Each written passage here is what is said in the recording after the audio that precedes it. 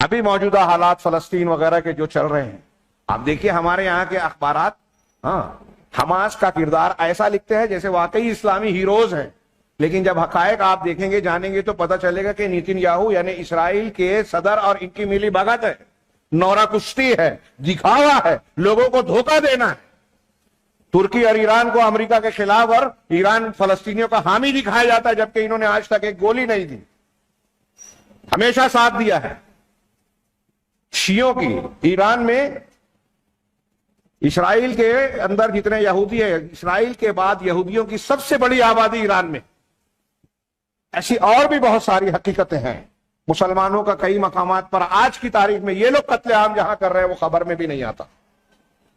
اگر ایک اخبار میں یا انٹرنیشنل لیول کی میڈیا میں کوئی خبر آ رہی ہے تو یہ بات دماغ میں رکھ لیجئے کہ وہ خبر یہودیوں کی چاہت کے بغیر نہیں آ رہی ہے، اور یہودیوں کی چاہت کے ساتھ عالمی طاقتوں کی خواہش کے مطابق اگر کوئی چیز آ رہی ہے تو ہمارے خوش ہونے کی ضرورت نہیں ہے۔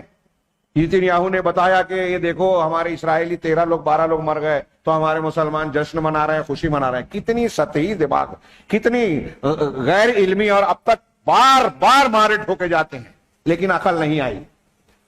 وہ جو لاشیں دکھائی جا رہی ہے وہ صحیح ہے یا غلط، یا کس مقصد سے دکھائی جا رہی ہے؟ اپنی بیچارگی ظاہر کرنے کے لیے نہیں، بیچارگی ظاہر کرنے کے لیے نہیں، دنیا کے سامنے یہ جواز پیش کرنے کے لیے کہ اب ہم مسلمانوں پر، فلسطینیوں پر حملہ کر سکتے ہیں، ان کی بستیوں کو ویرانوں میں تبدیل کر سکتے ہیں، عمارتوں کو کھنڈر بنا سکتے ہیں، ان کی بستیوں کو لاشوں کا انبار لگا، ڈھیر لگا دے کا مقام بنا سکتے ہیں۔ یہ ہمارے پاس اصول آ گیا، اب ہم کو کسی کی سننی نہیں ہے۔ جب وہ لاش بتا رہے ہیں تو آپ کو خوش نہیں ہونا چاہیے، اس بات کی فکر کرنی چاہیے کہ وہ حملہ کرنے کی تیاری ہے۔ یہ مسلسل چلا آ رہا ہے۔ افغانستان پر حملہ کرنا ہے تو امریکہ کے ٹوئن ٹاور پر حملہ کیا گیا، بعد میں مختلف تحقیقات آ رہی ہیں کہ اسرائیلیوں اور ان کے ہم نواؤں کی ایک سوچی سمجھی سازش کا حصہ تھا۔ ایک یہودی اس میں نہیں مرا۔ ہماری عقل نہیں آتی، ٹھکانے لگتی۔ ہندوستان میں اگر مسلمانوں کو پر ہاتھ ڈالنا ہے تو اس سے پہلے ایک کانڈ کروایا جائے جس پر مسلمانوں کا الزام لگایا جائے اور اس کے بعد حملہ کیا جائے۔ یہ مسلسل یہ تدبیر اختیار کی جاتی ہے، اور ہمارے ہاں جوش جذبے کا ایسا معاملہ ہے۔ یہ قرآن و حدیث اور صحیح منہج نہ ہونے کی وجہ سے صحیح فکر نہیں ہوتی۔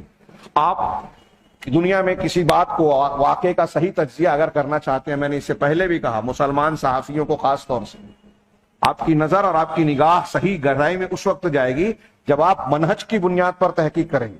ایک آدمی، ایک گروہ اگر غلط ہے، مسلمانوں کا دشمن ہے، تو وہ مسلمانوں کے حق میں کبھی کام نہیں کر سکتا۔ اس کی کوئی ایسی خبر اگر آتی ہے جو مسلمانوں کے حق میں ہے تو آپ یہ کھنگال لیے کہ پیچھے کیا مقاصد ہے، کیوں یہ مسلمانوں کی بظاہر تائید کر رہا ہے، اس کے پیچھے ضرور کوئی نہ کوئی سازش ضرور ہے۔